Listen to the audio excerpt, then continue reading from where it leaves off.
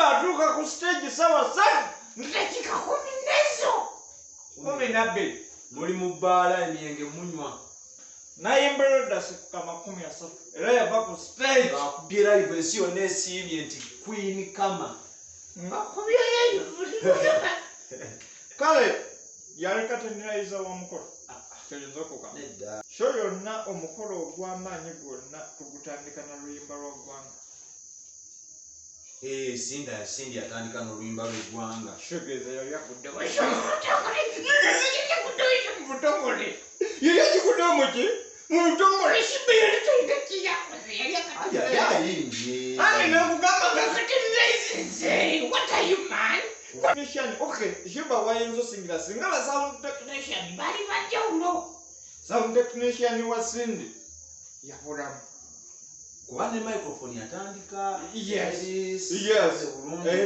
Era omukyalo yonze ekyaddala wamaanyi nnyo.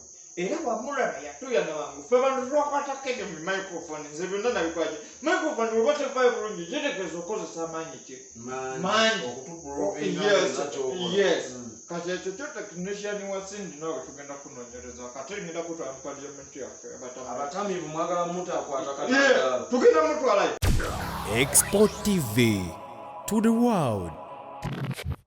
Tubalamusizaako mwenna abatulaba okusinziira ensonga ez'enjawulo okwetulula eggwanga lino Uganda. Mukola mulimu gwa ttendo okutulaba. Manyi omwana Soda Export TV tuli ku mutimbagano. Omutamiivu leero mukwatiriza leero ndi wange nange.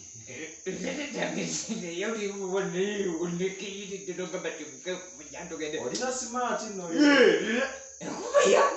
Enkuba yakubye netonja olutakeri nga gye bagoba mu ggulu.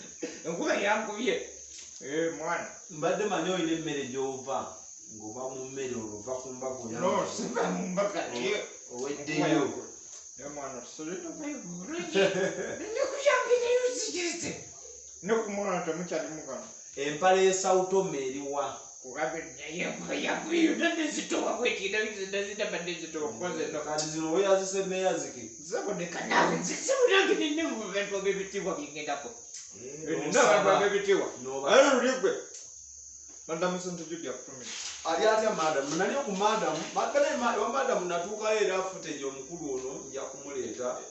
Nali oke ku ssomero erya Sisi sikulu museka kutumira kambe odotya. Eyatuwonya kino ekizibu n'akiweerera omwana.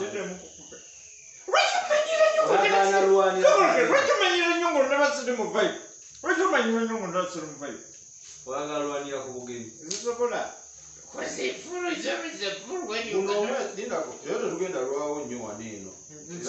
Era njagala winowo abeere brave. Bwekyoyagala sinange kingenda okukola. Wagwanonyeza kati buba bulyekala tubewo mungamba. Bunonyeza. Guno omwezi tuli mu gwa mwenda ennaku z'omwezi 15 omwezi gw'ennyini. Eggwanga Uganda lyali ku bunkenke ku kivuuse eky'amaanyi nnyo ekyali Kololo oba mwana muwala Sheebah ne Sindi King baali baba bubeefuka okulaba kaani asinga okuba endongo. Beekuba endongo byonna twabiraba. Tebajja okuba. Tebajja ekibi. Omu yakuba munno endongo. Naye simanyi. Kale sooka omalayo mbuli. Omanyi omutwe gwange. Beekuba endongo yatandika nga ssaawa obudde bwali bugenzemu nga zigenda mu ssaawa 3 paka nga ssaawa nga zigenda mu 8. Bwino muyina. Kiki walaba atandika? Lani ssaawa 3 n'eddakiika 10 akadde ne kakuba. Sheebah atuuka ku stage ssaawa 3 n'eddakiika 10 nezo. 12. Muli mu bbaala emyenge munywa.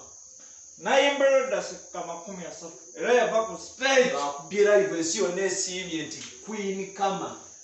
Akubyeyo. Kale yali katenerayiza w'omukolo. Kyeyinza okuka. Nedda. Nogenda kufuga mu Uganda nange bakusuulira. Okay. Zali rawundi. Sheebah yagala menyewo ekya katenerayiza kuba show yali abantu babiri. Okay, Ogamba Catenalizer kitegeeza ono yajja n'atujja ekifu ku maaso bwe bajja. Nange nekugamba nti yali Catenalizer yayimba laundi meka era you cannot compare Sheebah for Cindy Moyo but Cindy yamulimu 7 kubbi.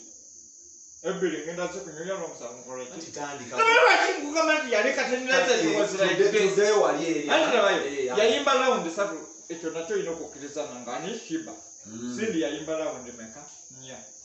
Sheebah zuka ku stage ayimba dacheka akatenalizing dacheka meka asatu. Cindy akola kibalekawo. Cindy ajja. Show yonna omukolo ogw'amaanyi gwonna tugutandika na luyimba lw'eggwanga. Cindy atandika n'oluyimba lw'eggwanga. Shogeza yali akudde mutongole. Yali akikudde omuki? Mutongole Sheebah yali talina kiyakoze yali akayimbye. Ani nakugamba nga Catenalizer. What are you man? What are you? Tegeza kugamba nti Cindy kwamala okukuba kwati oluyimba lw'eggwanga siyo tatewunikira. One, nze ngenda kugaba bwe introduction. Eyani. Wakati ffe abantu abamu abakenku tuba tufollowinga ebintu. Abatamiivu. Osooka n'olaba introduction, body, climax. Omutamiivu gwayogedde ebigambo ebisatu. Introduction, body, climax. Bwe tuba tujjajinga nze my friend bino bintu bimanyi music mumanyi. Yes, nze muzeyi bakimukankula bakikirira mutamiivu. Parliament y'abanobivu. Mbagamba ebintu bino. Introduction. But what I took about time, Sheebah, yafunawo 0.5. Lwaki omuwadde 0.5 ku intro because the introduction ya Cindy yali so marvelous. Yali so no, let me tell you because nigga biased ku nsonga zino. Ziri biased. Tuli kati ndese omutamiivu music analyst. Yes. Abantu mbabulire ekintu analysis okusinziira ku kyalinga press column ku kyaliwo. For the introduction, Sheebah teyakwata. Introduction mubamu ki kuba tuyinza okuba introduction is the way you come on stage, my friend. Bamustudde abasaakirizi we bali awo bebale kusaakiriza. Eya Cindy yali etya yasooka n'aleeta abaana ku stage well dressed ne bajja ne basooka ne bakola oluyimba lw'eggwanga nga ffenna tugamba omuli king herself aliwa ne baggulawo okugulawo we batugenda okulaba nti Sheebah ekyo ekigiramu bingi ate obuzibu bwa Sheebah ekyo bwamala okuba nti bamukubye just oluyimba lw'eggwanga kali akakyala kali intelligent oluyimba lw'eggwanga lukaluka Sheebah naye yagamba gondibwe lwakitemwalu Sheebah yatugamba tolina nnyimba otandise n'oyimba. It's okay. Naye nze nkugambye ekyo kyokka kyokka kye tuyita creativity. My friend, that is creativity. Mu art. Ffe ebintu ebimu twabirimu amasomero gatujjanga ne gatugamba jangu yabajjako. It's okay. Whatever you think, that's why tuyitenza mutamiivu gwe. Ekyo kiikirire banno bali. It's okay. Ne nkugamba nti introduction era first round yonna. For the dancers, still choreography. Cindy did it. Choreography chechipo mutamivu. Choreography, the dance moves. There's strokes abantu ze bakuba. Yes. Sheebah yaleta bineviwala. Waliwo n'omuwala. Bye bayita bivixen obimanyi. Ebyemolera ku bayimbi abasajja. It's okay. Because Vixen olaba, Vixen sejaba maweshitio. Because namu mwenonyeza kao ne Vixen si ajja kuche stage for the dance. Ngore sechi but dance. Wakamala okuva mu dance za gravity wadde yaleta omusamba gweta ku stage. Kwali musamba. It's okay. Size nalaba musamba. Naye walaba dances yaleta nte. Yes, walaba dances wali musamba bali mukovo bali musamba walaba dances nga mutuufu nungi ne Cindy yagezaako Sheebah yaleta ba Vixen abakola mu video y'abasajja okwemolera ko natuuka n'olowooza nti naye ono omwana kiki ekimugana ofumbirwa ng'ebikola ndaba bimuli ku kabidde byewe mutovu nga muto atafumbirwe bagundi bakazi banne anti kati nange ku stage kyenalaba because byali bimukwatirire byali bikola oba kaali kabali mu ati nga nammwe thank you so much naye ebyo siribikola so kati awo nawo ne baba nga bakwaki dances mu butuufu era sindi yaliki nina ekirala kinebuuza sound technician okay Sheebah wayinza osingira singa ba sound technician bali bajjawulo sound technician wa sindi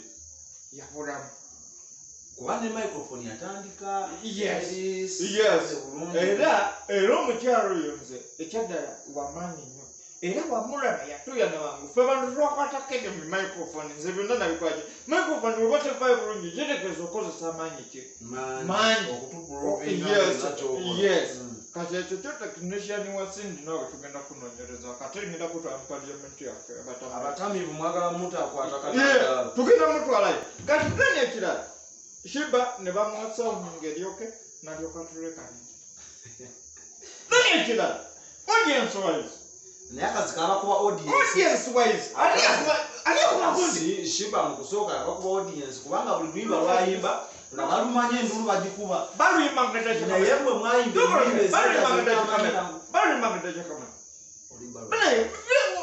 kati kankuule kino Sheebah yasooka najja of course abantu bonna baali bakirindiridde ng'osuubira endulu eyaki ey'olulekereke n'abasindi nabo baali basuubira ekintu ekijja kyakabi baali balina kuba ne package yennyini yali nnungi nga yambadde anyenga Beyonce naye ng'abali ku sindi bwe yalinnya stage ati endulu kasuubira ddala bw'obeera analyst mulungi wakiwulire so naawe naaba nga yamukubirawo naye ekirala oba ojjukiranga nkugamba nti eno bato yeetaaga ne beekuba akooye n'atuula wansi n'ateeka wansi ebigere n'agamba nti bakoze eki bankubi of course Sheebah yakikola kyekyo kyojja okutegeera nti muzeeyi bakipa mutandise ekiboozibozi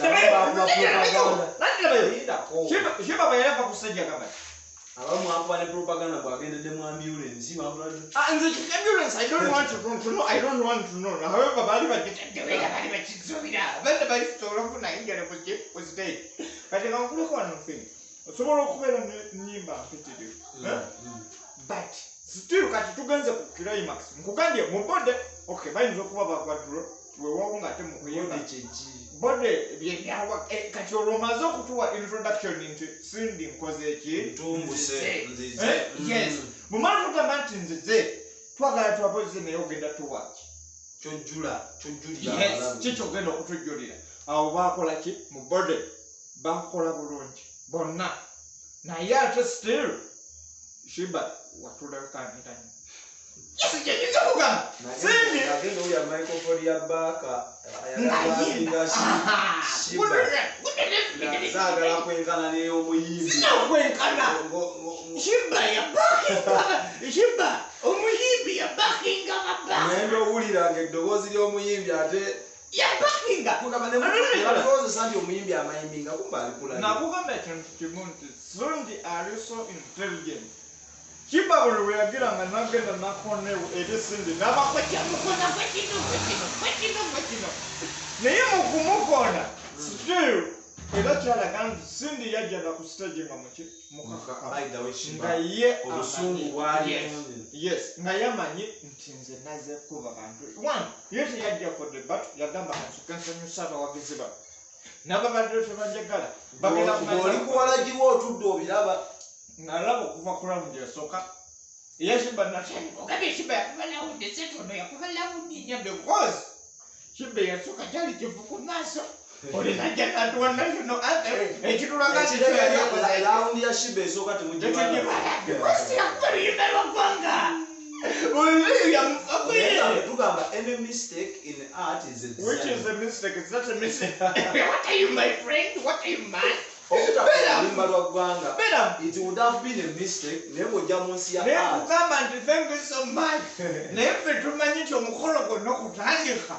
To find the Kanorimba Raki. lwaggwanga eri round tumaje kola kyekala so comparing nga muntu yakuba round nyaka muntu yakuba round so muboda nenkugamba nti nze boda yange Sheebah walekana Cindy yayimba acheke costume ka costume ebyambalo kala singa Sheebah aliya singa Sheebah yabasinga wabasa mube basamira ne babalako obupale batusinga waliwo yayambala ng'alinga malayika ekyeru anti kyekero kyekakira gomwasabiro kitegerekyo sikyo kyeyasutamira by the way njagala sikyo Sheebah yeba on that day yayambala njabasingamu kumwayagala okwefuula abali abakuze mu ndowooza nefe twali tuzze okufuna full time kale byemwali thank you so much. Era when nalaba olugoye kwanza what is this? Ngana kulaba olugoye lwa bitundu. Ate muno lulina makugunyo kali weyo. Muna makugunyo kali weyo. Agenda okuzina mu wadi. Agenda kusekuzera watayo. Omwana yagamba mbu yayambalanga Beyonce naye. Let me another thing. Mwabasinga n'okukimanya tebwakola temwakimanya. Sheebah okimanyi waliwo oluyimba lweyerabira nti yalukubyedde. Naludamu. Luyimba. Yalukuba mulawungi esooka mukate mbaze nga bwe kwanja lyali kati mukikula lujji. Yes. Nalukomya mulawungi eyokubiri mugende mukinoonyereze basinga temwakikola gye. Niye lukola yokumanyira ennyimba nnyingi alina akananasi ku analysis what are you tekimanya mugenda kunoonya nalaba abakasuku mugenda kunoonya babaaliyo then ekirala bwekityo badde kumulibwanye concluding climax obadde ku costume yes costume nenkugamba nti nze era Cindy as a mother was this twali mu ntalo z'abazadde ng'omuzadde alina kiralayo kuba nabatandika ebyabazadde nga naffe tuleeta mansion nga tuleeta eryato nze sirese nga ye mama naye nga ye alumirirwa abaana baffe kuba ffe twali ku TV nga tuli ku makubo nga tulyako tulaba awo Cindy thank you by the way na dancer bw'ogenda costume kale nzijukidde dancer wa Sheebah bamuyita Lita the dancer kyala kyamubiri awo second Vixen of course yes kati oba Vixen there is a difference between the dancer and the Vixen tosobola kuba kyogamba kale tusubula siganye but still tojja kundeta bintu byamwe Vixen ngirako biteto ku stage so yaleta bintu bya ku stage byebagimbyona mu video nabireta ku stage era abamunze nabalaba nga abasiru nga bagamba nti Cindy alese dance za kwayo kwanza look at just fools that is what they call dance no costume era batudda kubuya kwambaza era still kugamba Cindy mu gundi zonna bwe zosinzirako judginga music tolina gundi gyoyinza gamba nti eno Sheebah yagiwangula Cindy tegirinaamu kyonyinza okugamba nti Sheebah yawangula yagumikiriza nyisaabeseserakumakanyali ku stage kuba kyaddala akazi kale kasonga naye waliwo yayogera n'agamba yes kimanyi oli talented naye bantu bangi bwe bakubira Sheebah naye naakola ki hands down omujjukira mu press conference gyeyakola omanyi nze nsiyambagaba ebintu bino nemutabitwala ki press conference yagivaamu bwatyo mwalimu mwonolera obudde Queen Kama yali alina okgenda yetegekera mu rehearsals naye kati weebuze nti baba Victoria University kati kubona Cindy ne Sheebah ani asana okubeera basana kyamuleseewa naye era campus ebeerayo baana myaka Sheebah byakola naye kyamuleseewa twageza okumaliza kati kamukuuleka kintu kimu neni nekirala ensengeka y'ennyimba kintu kikulu nnyo bw'obanga tewenva ku luno nzijjaako nze dda nga nkyatulayininga abaana ba dansi nga mbagamba nnyo bwe tuba tunagendanga nze gwekyobinonyereza kunagamba gugomi omulembe gwa kaseese Mr.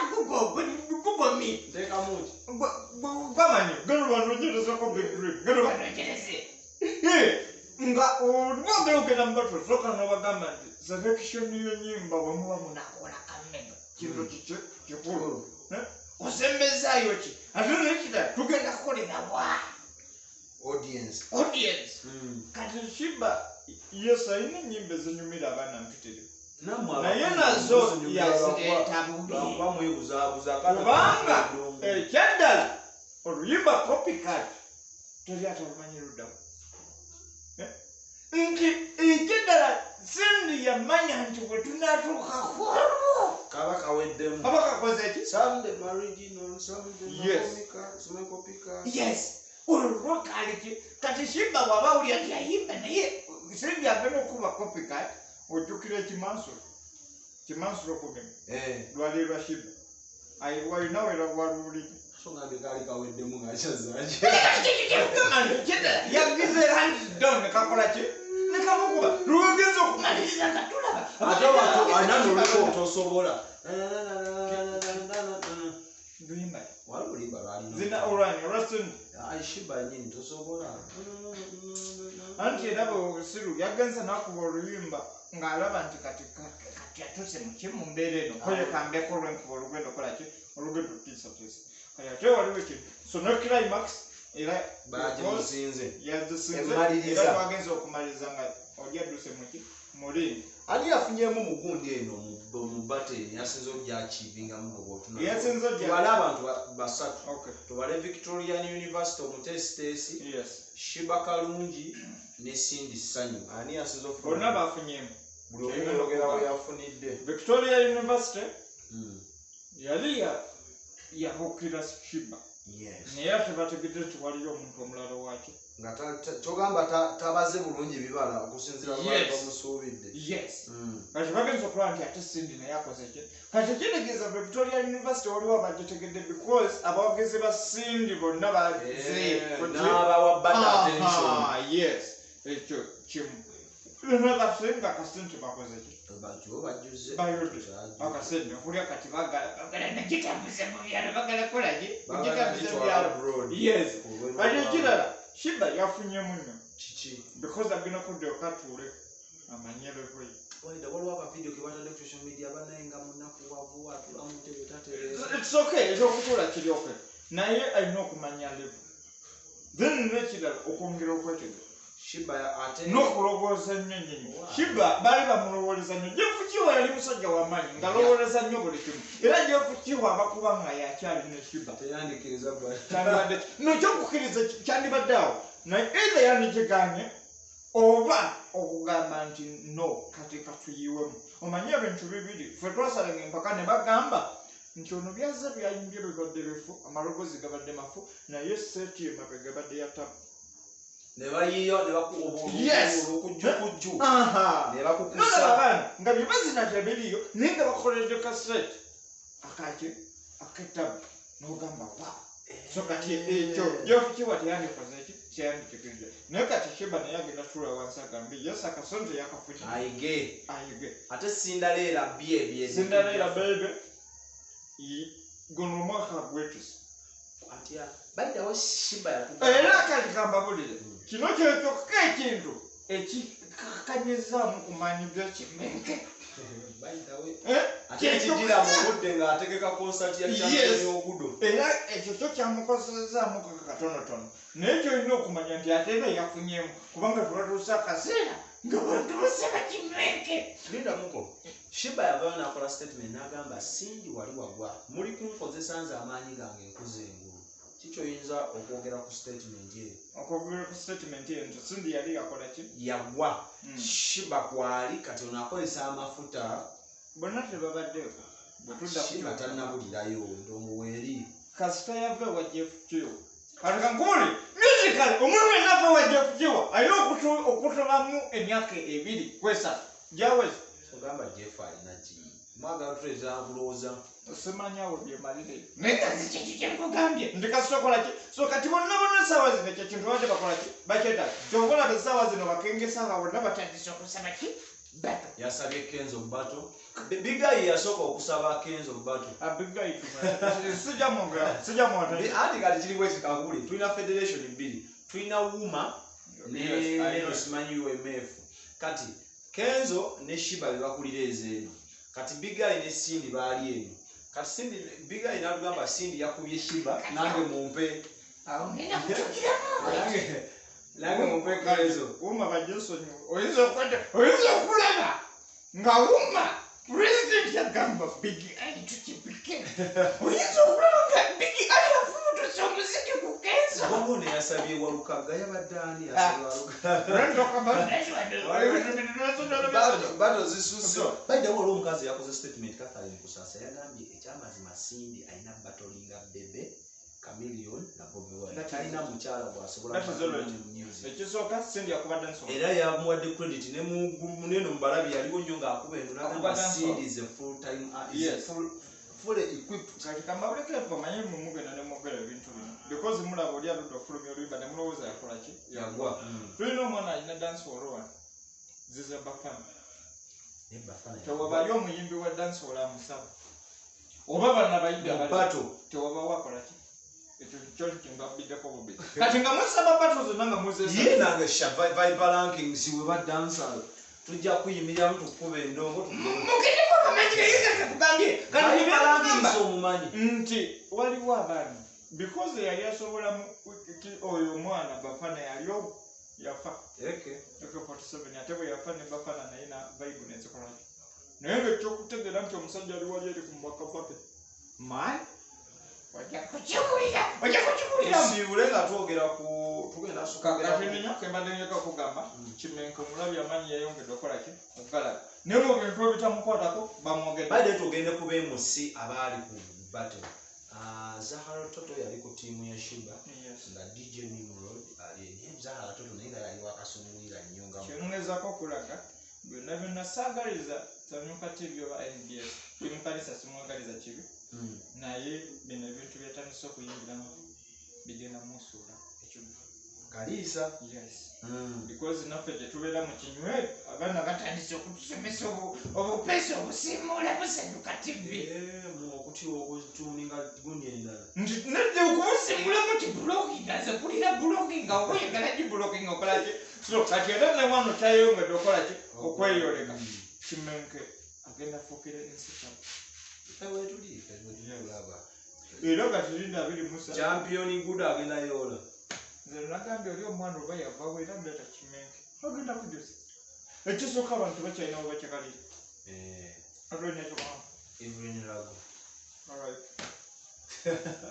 bambi akakyabaako okwogerako nenakukolaki nkwata nze nali nkyali mu bintu ebyo tulina wetwabeerako konako 2:13 no tulina wetwabeerako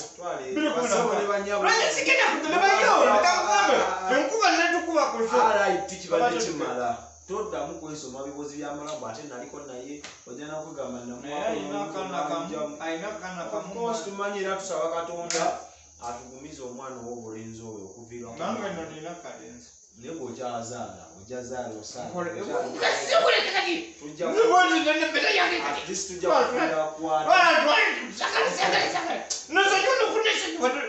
wano lerogeragaawo basebanyago bwetyo tutambudde ku nsonga za Evelyn Rago abatambivu basindisa omubaka najja n'abaako ensonga abagejazitematema bwatyo bwakwadde view iye naye bw'ogezaako n'ogiwuliriza somehow alina kyalinawo kyagamba ekigattako so subscribing nga commenting or sharing amanyi mwana Katonda kakolage katini business yange eyo byana ebirenzi bwe mukadamu oli eyo okomye okukyeyo omwami gwaleka yakubulako asobola okufa pangisa evubuka n'ali kuwamu weeke enyamba y'omusimu kijogekona kumalako ekiwejjo ayagala ebivubuka bye bwetuukirya expo ng'alikuwendulirako yapooti nga bino bikumalako ekiwejjo eyo mukama omulungi bye bye Export TV to the world.